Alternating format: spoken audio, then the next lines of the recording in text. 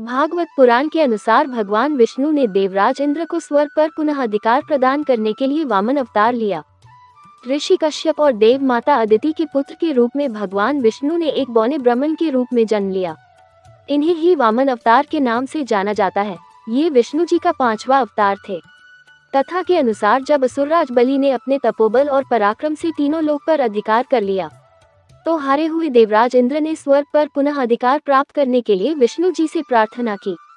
विष्णु जी ने इंद्र की प्रार्थना स्वीकार करके वामन अवतार लिया और बटुक वामन के रूप में राजा बलि के पास दान मांगने के लिए प्रस्तुत हुए। असुरराज बलि विष्णु भक्त प्रहलाद के पौत्र थे और अपनी वचनबद्धता तथा दान प्रियता के लिए प्रसिद्ध थे। इसलिए भगवान विष्णु ने असुरराज से बटुक वामन के रूप में 3 पग भूमि का दान मांगा। असुरों के गुरु शुक्राचार्य को इसमें छल का आभास था। उन्होंने राजा बलि को दान देने से मना किया, लेकिन अपने दान के प्रति कर्तव्य को देखते हुए असुरराज ने 3 पग भूमि दान देना स्वीकार कर लिया।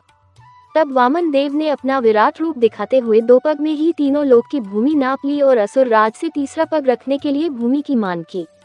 राजा बलि ने वचन निभाते हुए वामन देव को तीसरा पग रखने के लिए अपना सिर प्रस्तुत कर दिया।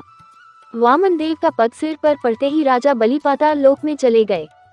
वामन देव ने असुरराज की दान प्रियता से प्रसन्न होकर उन्हें पाताल लोक पर अनंत काल तक राज करने आशीर्वाद प्रदान किया और भगवान विष्णु राजा बलि के साथ पाताल लोक में रहने चले गए। तब देवी लक्ष्मी चिंतित हो उठी। पति को वापस लाने के लिए नारद जी देवी लक्ष्मी से कहा कि आप राजा बलि को राखी बांधकर भाई बना लीजिए और वरदान के रूप में भगवान विष्णु को मान लीजिए। देवी लक्ष्मी ने भेष बदलकर राजा बलि को राखी बांधी और विष्णु जी को मान लिया। संयोग से उस दिन सावन पूर्णिमा थी। ऐसा माना जाता है कि तभी से भाई बहन का पवित्र पर्व रक्षाबंधन मनाया जाने लगा।